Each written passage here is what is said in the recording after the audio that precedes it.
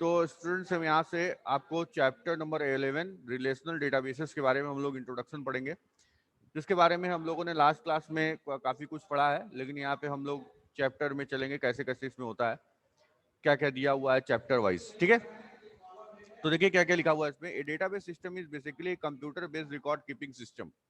मतलब डेटाबेस, जैसे मैंने आपको बताया था कि डेटाबेस सब कुछ ऐसा चीज जहाँ पे हम कोई भी चीज इंफॉर्मेशन रखते हैं, वो सारी चीजें डेटाबेस ही है। ठीक है, तो सारी चीजें डेटाबेस ही हैं, और लेकिन बस उसको कंप्यूटर में जब रख देते हैं तो वो क्या हो जाता है, हमारा कंप्यूटराइज रिकॉर्ड कीपिंग सिस्टम होता है। ठीक है, अब the collection of data usually refer to the database contains information about one particular enterprises. It maintains any information that may be necessary to the decision making processes involved in the management of the organization. तो इसमें क्या बच्चों बता रहा है कि कोई भी रिकॉर्ड जब हम कंप्यूटराइज वे में रखते हैं तो वो हमारा कंप्यूटराइज डेटाबेस होता है, जो कि बहुत सारी इंफॉर्मेशन रखता है। ठीक है, जो कि आगे किसी भी चीज को डिसीजन मेकिंग में मैनेजमेंट के ऑर्गेनाइजेशन, जो ऑर्गेनाइजेशन मैनेजमेंट होता है उसको डिसीजन मेकिंग में हेल्प करता है। A database may also be defined as the collection of interrelated data stored together to serve multiple application. तो interrelated मैंने आपको बताया था क्या होता है, जिसमें कि कई सारे टेबल बनते हैं और वो आपस में इंटर रहते हैं। ठीक है, आपस में जुड़े रहते हैं इंटरनली। अब वो कैसे जुड़ेंगे प्रोग्रामेटिकली, वो भी हम लोग डिस्कस करेंगे। बस ये समझ लीजिए आपस में सब इंटरनली रिलेटेड रहते हैं। ओके, इतना क्लियर हो गया बच्चों, बताइए। Yes, sir. ठीक है, अब देखिए, the data is such stored so that it interrelated data is stored together to serve multiple applications. इतना हो गया। फिर the data is such stored so that it is independent of the program which use the data. A common and control approach is used in adding new data and it to modifying and retrieving existing data within the database। करा है कि जैसे database को मैंने आपको बताया था यहाँ पे, तो ये जैसे डाटाबेस है, इसके अंदर जो है कई टेबल बना सकते हैं। तो इस टेबल को बना के जब इसमें डेटा रखते हैं बच्चों, तो ये डेटा को हम जब बाहर निकालते हैं, इसको क्या क्या बोलते हैं, इसको रिट्रीवल बोलते हैं। क्या बोलते हैं? रिट्रीवल। और इस डेटा को अगर हम कोई चीज बना हुआ है और वो गलत हो गया और उसको मॉडिफाई कर रहे हैं, तो उसको अपडेट बोल रहे हैं, अपडेट करते हैं डेटा को। ठीक है, क्लियर हुआ इतना बच्चों, बताइए। Yes, sir. Yes. अब देखिए, the intention of a structure, the intention of a, यहाँ पे एक minute, the intention of a database is that the same collection of data should serve as many application as possible। मतलब आपको database बनाने का intention क्या है? Is that the same collection data should serve many application. एक ही database बनाए और वो कई सारे एप्लीकेशन में सर्विस अपनी दे। Hence a database is often conceived of an repository of information noted for running certain functions in a corporation और ऑर्गेनाइजेशन। मतलब जो डेटाबेस होता है वो सारे जो भी फंक्शंस होंगे कॉर्पोरेशन के, वो रन करेगा। Such a database will permit not only the retrieval of data but also the continuous modification of data needed for the control of operation। तो उससे जो डेटाबेस बनेगा वो रिट्रीवल ही नहीं, उसके अलावा उसमें मॉडिफिकेशन भी हो पाएगा। ठीक है, it may be possible it may be possible to search the database to obtain answer to queries or information for planning purpose। तो ये आप जानते हैं, इसको मैं बता चुका हूँ कि ये क्या करते हैं, जो रिट्रीवल कैसे करता है, जो हम लोग क्वेरी लिखते हैं तो वो उसके हिसाब से अपना आंसर हमको देता है। इतना क्लियर हुआ कि नहीं बच्चों, बताइए। Yes, Yes, sir. sir. अब इसमें सबसे पहले आपको डेटाबेस, जैसे ये रिलेशनल डेटाबेस चैप्टर की हेडिंग लिख लीजिए। उसके बाद आप इसमें जो है ये डेफिनेशन लिख लीजिए। A database may defined as the collection of inter data store together to serve multiple applications. Clear हुआ बच्चों, बताइए। Yes, sir. ठीक है, तो इसको आप नोट कर लीजिए, जिसके बाद हम लोग आगे चलेंगे।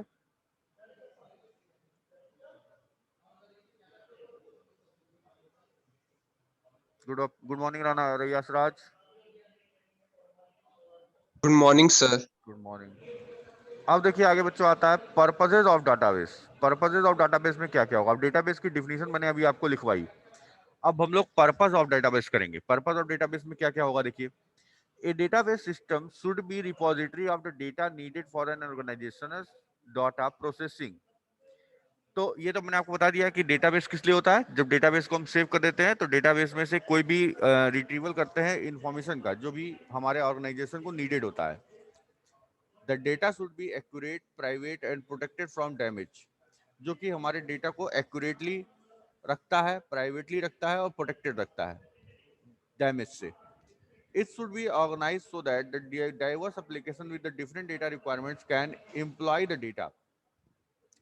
Different application programmers, different application programmers and different end users will have the different views of the data, which must be derived from the common overall data structure. इसका मतलब बच्चों क्या बता रहा है कि जो अलग अलग तरह के प्रोग्रामर्स होते हैं, एप्लीकेशन प्रोग्राम्स होते हैं, वो अलग अलग तरह के जो यूजर होते हैं वो सबको अलग अलग तरह का व्यू चाहिए होता है। व्यू मतलब जो डेटा हमारा जो है, जो कि जिससे हम इंफॉर्मेशन रिट्रीव कर रहे हैं, वो सब लोग अपने तरीके से अलग अलग टाइप से देखता है, ध्यान दीजिएगा। तो लेकिन डेटाबेस सबका सेम रहता है, उसमें से जो जो लोग डेटा निकाल रहे हैं वो अपने अलग अलग तरीके से अपने रिक्वायरमेंट के हिसाब से डेटा निकालते हैं। इतने चीज में कोई कंफ्यूजन है बच्चों तो बताइए, मैं फिर से बता दूं उसको।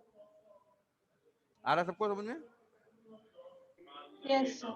ठीक है, ठीक है। इस थ्योरी है इसके बारे में, आप इसका प्रैक्टिकल कर चुके हैं, लेकिन अगर आपको किसी कुछ समझ में ना आए कोई चीज तो हमको बताइएगा।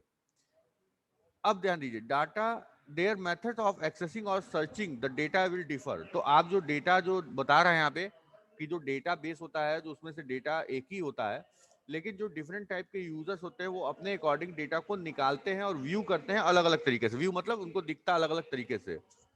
तो इसमें ये बात ध्यान देंगे कि डेटा बेस क्या होता है, वो एक जो डेटा जहां कलेक्शन रहता है वो डेटा बेस है। लेकिन डेटाबेस मैनेजमेंट सिस्टम क्या है, वो एक सॉफ्टवेयर है जो कि बनाया गया है कंप्यूटराइज डेटाबेस को होल्ड करने के लिए। जैसे कि इसका नाम आप जैसे यहाँ पे हम लिख रहे हैं माई एसक्यूएल। माई एसक्यूएल क्या है, वो डीबीएमएस बोलेंगे, क्यों? क्योंकि वो सॉफ्टवेयर है। लेकिन अगर केवल डाटाबेस बोलेंगे तो डेटाबेस तो कुछ भी हो सकता है। जहां भी डेटा होल्ड है, जो भी फ्यूचर यूज के लिए रखा गया है या उसका हम यूज करेंगे आगे, वो हमारा डेटाबेस है। और डीबीएमएस क्या है, database management system is a software that is responsible for storing, maintaining and utilising the database. Clear हुआ बच्चों कि नहीं, बताइए। Yes, Yes, sir. Yes. sir. ठीक है, तो डीबीएमएस की डेफिनेशन पूछता है बच्चों, ये आप डेफिनेशन लिख लीजिए डीबीएमएस की। इसमें इसका एग्जांपल आपको बता दें, इसका एग्जांपल डीबीएमएस का है माई एसक्यूएल, जैसे जो आप यूज कर रहे हैं, ये डीबीएमएस का सॉफ्टवेयर है। इसके अलावा है ओरेकल। ओरेकल जो है वर्ल्ड का सबसे अच्छा डीबीएमएस सॉफ्टवेयर है, स्ट्रॉन्गेस्ट और पावरफुल, और ये काफी जगहों पे ये यूज होता है। इसके अलावा एक और सॉफ्टवेयर होता है SQL server. SQL server, SQL server भी एक इसका सॉफ्टवेयर है। तो आप इसको एग्जांपल लगा के लिख सकते हैं। आप क्या लिखेंगे, डीबीएमएस सॉफ्टवेयर में लिखिए, ए डीबीएमएस या उसका फुल फॉर्म होता है database management system, refers to a software that is responsible for storing, maintaining and utilizing databases. A database along with a DBMS is referred to as database system. ठीक है, मतलब database जिस DBMS में रहता है उसको बोलते हैं डेटाबेस सिस्टम। ठीक है बच्चों, इतना समझ में आया? डीबीएमएस क्या होता है, डेटाबेस क्या होता है, और उससे जो रिट्रीवल होता है वो, इतना चीज मैंने अभी आपको बताया है। ठीक है, Yes, sir. तो इसका एग्जाम्पल बच्चों अलग से मैं लिख दिया हूँ, ये ध्यान दीजिएगा, ये आप अलग से लिख लीजिएगा कि डीबीएमएस का एग्जाम्पल है ये सारा। ठीक है, अब इसकी कुछ खास बातें मैं आपको बच्चों बताऊंगा, कुछ खास बातें, इसको आप ध्यान देंगे। क्या वो, यहाँ पे देखिए, the way in which end user want to utilise the existing data will constantly change, and in case says demands for a new use of the data will arise rapidly and urgently.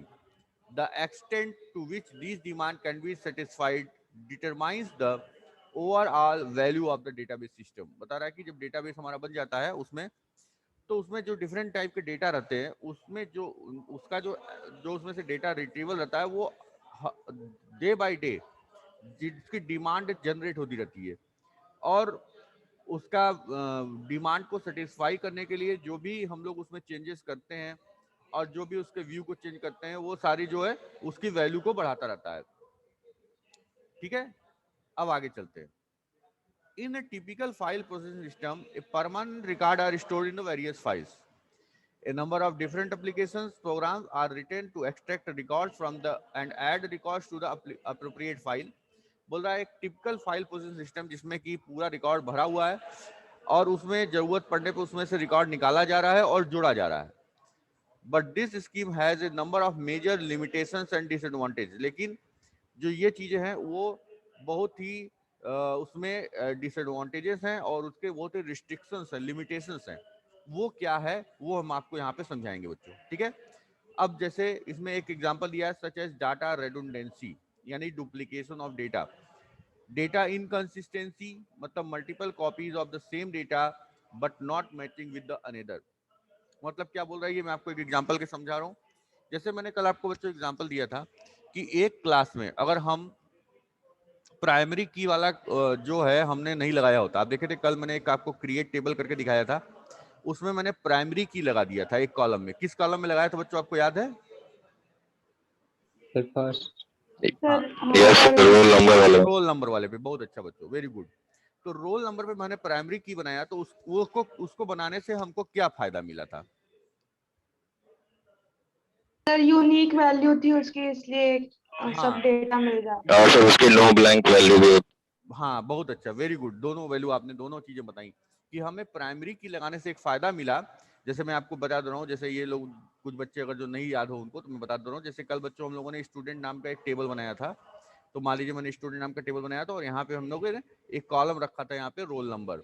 ये table है, इसमें एक column रखा था हमने roll number.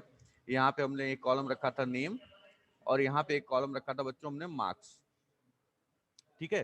तो ये table है, ये समझ लीजिए कि किसी डेटाबेस में होगा ये पूरा टेबल. जैसे एक डेटाबेस में बहुत सारे टेबल हो सकते हैं तो ये बहुत सारे टेबल है किसी एक टेबल में मान लीजिए ये. फिर बच्चों हम लोगों ने अगर इसमें से टेबल बनाते समय इसको प्राइमरी की बना दिया था. यहाँ मैं पी के लिख दे रहा हूँ प्राइमरी की. तो ये जो है प्राइमरी की में हमने यहाँ पे इसको बना दिया था प्राइमरी की. तो इसका फायदा ये होता है कि जिस भी कॉलम को हम प्राइमरी की बनाते हैं उसमें हम डुप्लीकेट वैल्यू को नहीं डाल सकते. ध्यान दीजिएगा. और उसमें वैल्यू डालना ही होगा, मतलब उसमें वैल्यू इंसर्ट करना बहुत जरूरी होगा क्योंकि वो हम ब्लैंक नहीं छोड़ सकते अगर हमने प्राइमरी की किसी कॉलम को बनाया है. तो उससे क्या फायदा होगा कि जैसे बच्चों मान लीजिए अगर रोल नंबर 1 पड़ा हुआ है तो हम रोल नंबर 1 नहीं उस पर दोबारा इंसर्ट कर सकते दूसरे रो में. लेकिन मान लीजिए अगर वो प्राइमरी की नहीं बना होता तो क्या होता, हम क्या करते उस पर अगर हम 2 के बाद फिर से 1 लगाते या कहीं भी वहीं पे भी 1 लगाते तो फिर से हमको जाने देता, वो कोई भी रिस्ट्रिक्शन उस पर अप्लाई नहीं करता कि डुप्लीकेट वैल्यू मत डालिए. तो इससे क्या हो जाता कि रोल नंबर 1 के 2 बच्चे एग्जिस्ट करते. समझ में आ रहा है कि नहीं बच्चों? रोल नंबर 1 के 2 बच्चे. Yes sir. तो 2 बच्चे एग्जिस्ट करते तो अगर आपसे जैसे क्लास में अगर कोई कहे कि रोल नंबर 1 का नाम बताओ तो आप किसका नाम बताएंगे? दोनों का नाम आ जाएगा. हो जाएगा कि नहीं? तो इस केस में डुप्लीकेशन ऑफ डेटा को हम कंप्यूटराइज मतलब कंप्यूटर के डेटाबेस टर्म में डाटा रेडुंडेंसी बोलते हैं. ये देखिए यहाँ लिखा हुआ है बच्चों, बहुत इंपॉर्टेंट वर्ड है ये. बोर्ड में भी पूछता है, वाइवा में भी पूछा जाता है.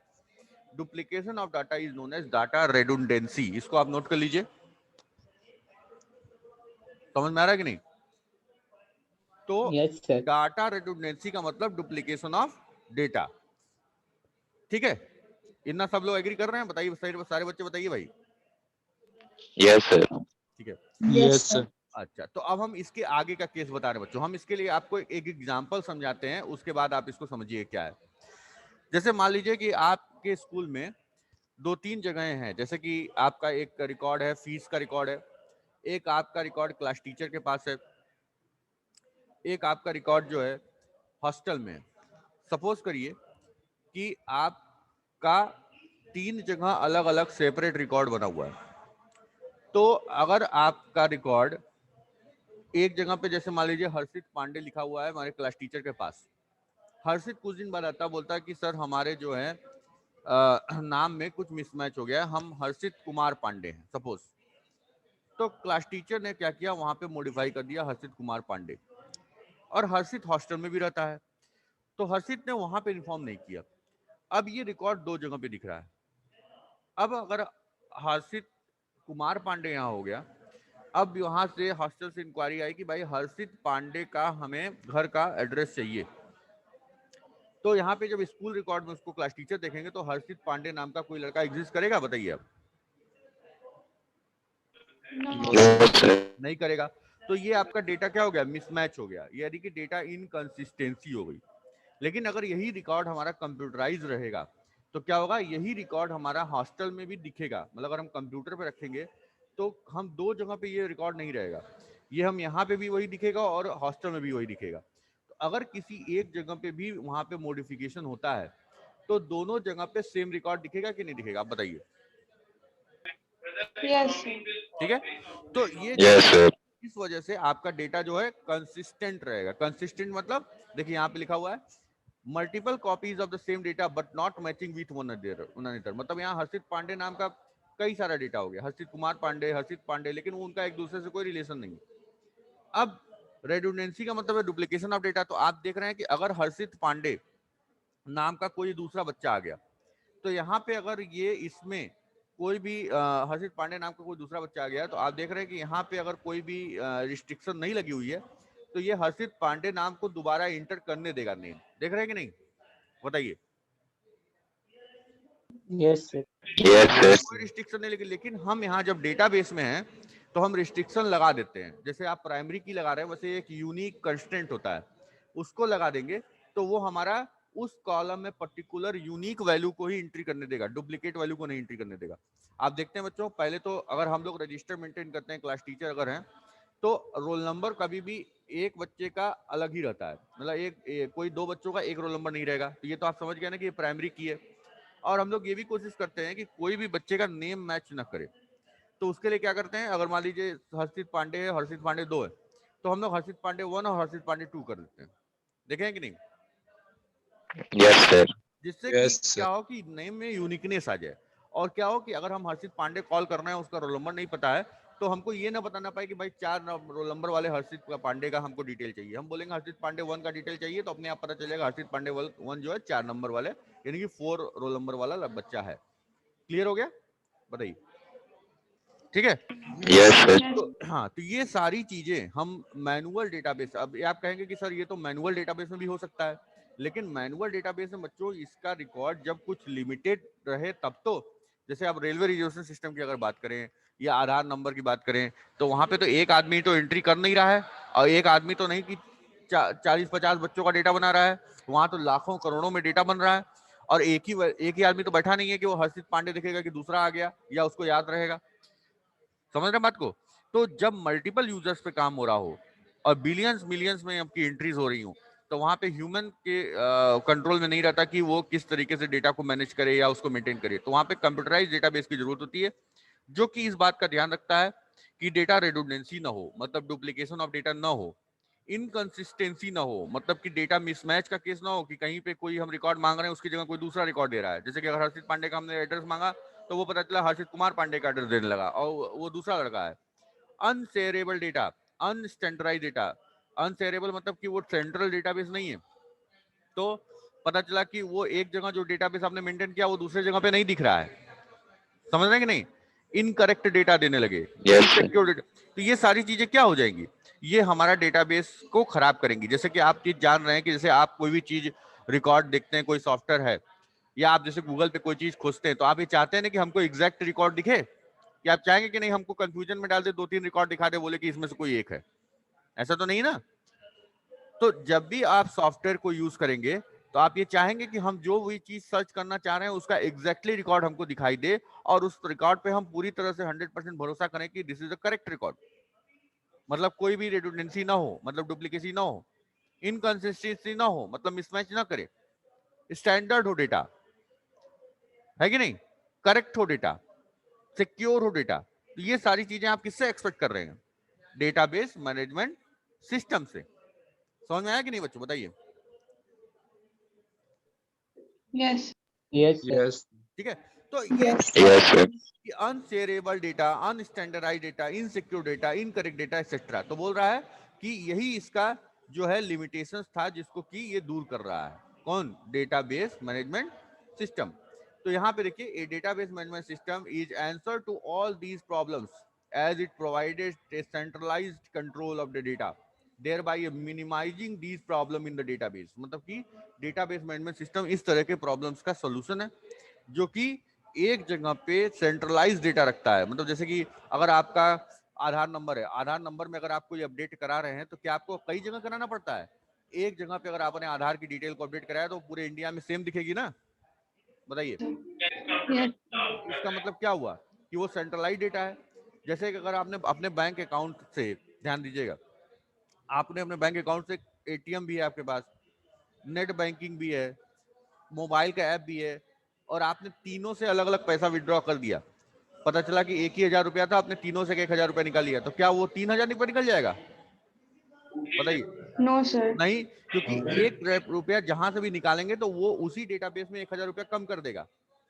तो दूसरा वाला जो ट्रांजेक्शन होगा वो पक्का है कि वो अपडेटेड डेटाबेस लेगा और उसमें से वो निकालने आपको नहीं देगा।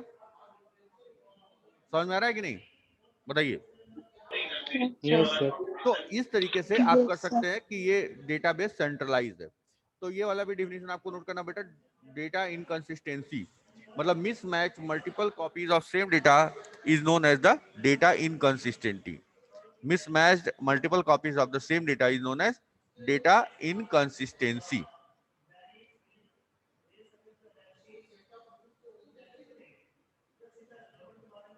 क्लियर हो गया बच्चों?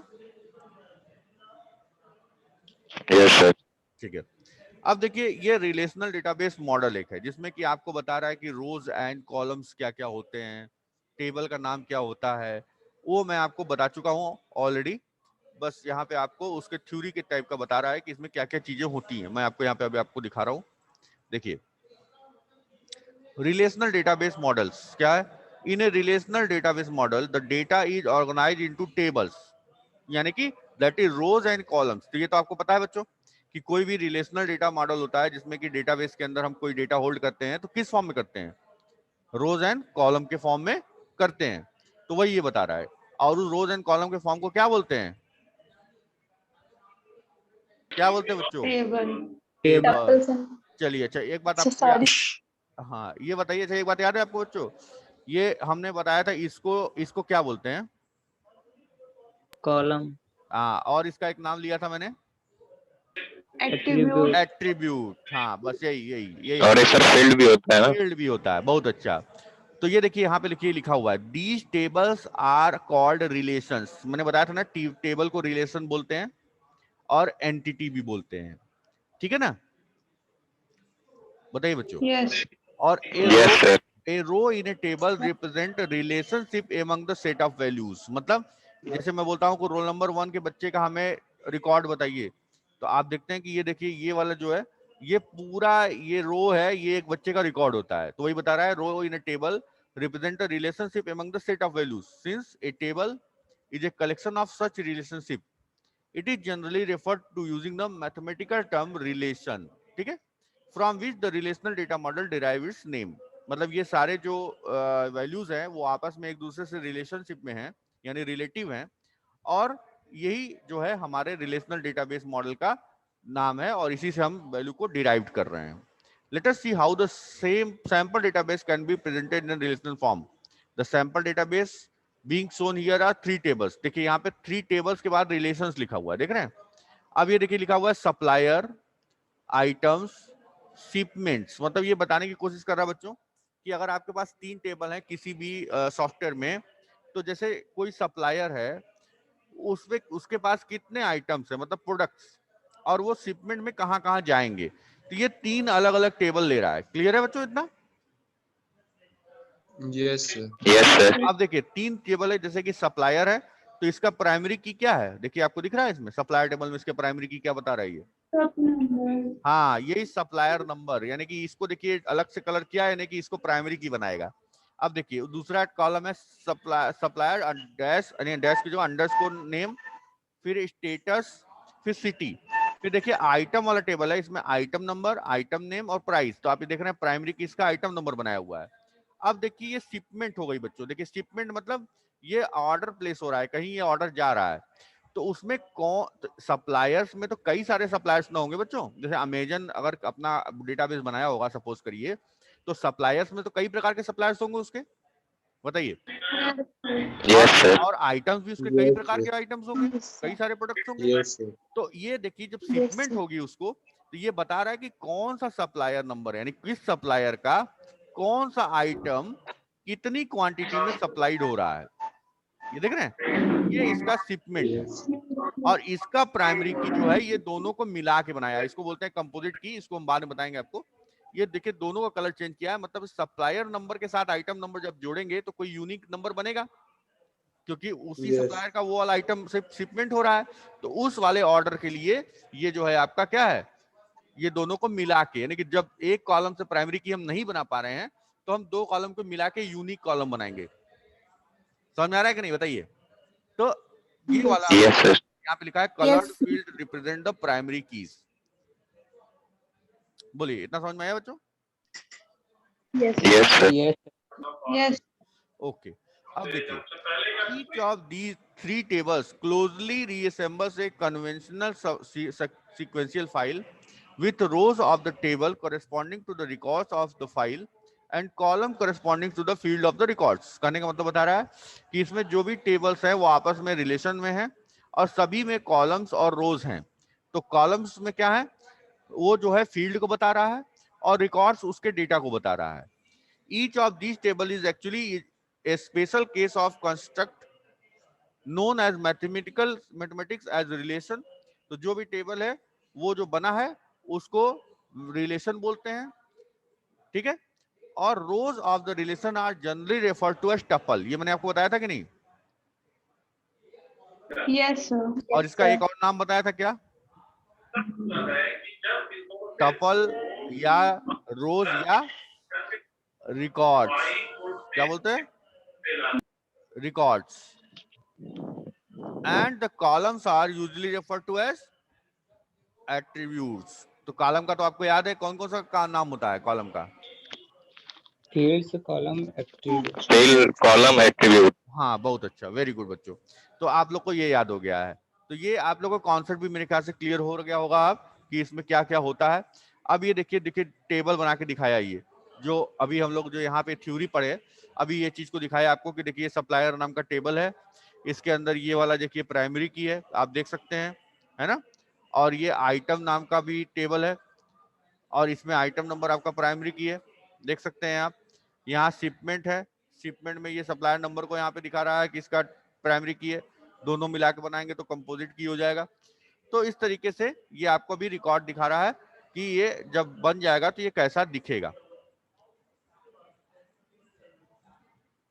ठीक है बच्चों? Yes, sir. yes, sir, अच्छा, अभी हम आगे चलते हैं थोड़ा सा, इसके बाद हम लोग प्रैक्टिकली इसका कल देखेंगे, थोड़ा सा इसको थ्योरी देख लेते हैं हम लोग। अब देखिए यहाँ क्या कह रहा है, ये कह रहा है, देखिए notice that hear each supplier has a unique supplier number, exactly one name, status value and location. Likewise, we assume that each item has a unique item number, name and price, and also that any given time no more than one shipment exists for given supplier or item combination। तो वही बता रहा है कि एक supplier का जो है टेबल में सप्लायर नंबर जो है यूनिक है, आइटम टेबल में आइटम नंबर यूनिक है, और जो शिपमेंट वाले कॉलम में उसमें एक सप्लायर का एक आइटम कोई भी होगा वो यूनिक होना चाहिए, तभी वो डुप्लीकेट नहीं होगा, ठीक है। अब कंपोनेंट ऑफ ए टेबल बता रहा है, टेबल में क्या क्या होता है। तो बच्चों टेबल में तो आपको पता है क्या क्या होता है, मैंने आपको बताया था, फील्ड होता है, ठीक है, रिकॉर्ड होता है और टेबल खुद होता है, ठीक है। अब सबसे पहले इसमें देखते हैं कि बाइट बोल रहा है। बाइट क्या होता है, a byte is a group of 8 bits and use to store a character. ये तो आपको पता है, शुरू से ही पता चला है आपको, बाइट में कितने कैरेक्टर होते हैं, Yes, sir. 8 8। character. हाँ, 8 एक बाइट में 8 कैरेक्टर, और वो एक कैरेक्टर जो होता है 1 बिट लेता है, यानी एक बाइट में 8 बिट होते हैं। अब दूसरा है डाटा आइटम या फील्ड, फील्ड मतलब कॉलम्स।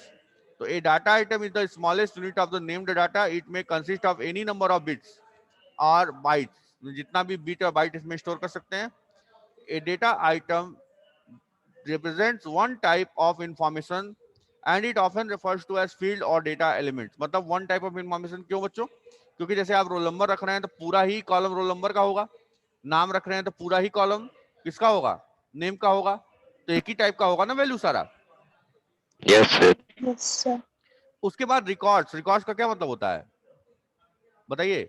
देखिए रोज होता है सर, रोज होता है, उसको रिकॉर्ड बोलते हैं, टेबल्स हाँ। बोलते हैं। देखिए ये इसको डेटा आइटम बोल रहा है, मान लीजिए फील्ड को, ठीक है। तो ये डेटा आइटम जो है, तो एक डेटा आइटम हो गया, दूसरा डेटा आइटम हो गया। तो यहाँ क्या बोला, देखिए a record is a named collection of data item which represent the complete unit of the information. मतलब अगर मान लीजिए रोल नंबर 1 के बच्चे का ये रिकॉर्ड निकालना है, तो इसमें इसके सारे एट्रीब्यूट्स होंगे ना, तो क्या हो गया, a record is a named collection of data items, ठीक है। कई सारे डेटा आइटम्स हैं which represent the complete unit of information, मतलब इसकी कंप्लीट इंफॉर्मेशन बताएंगे रोल नंबर 1 की। क्लियर हुआ, बताइए। Yes, yes sir.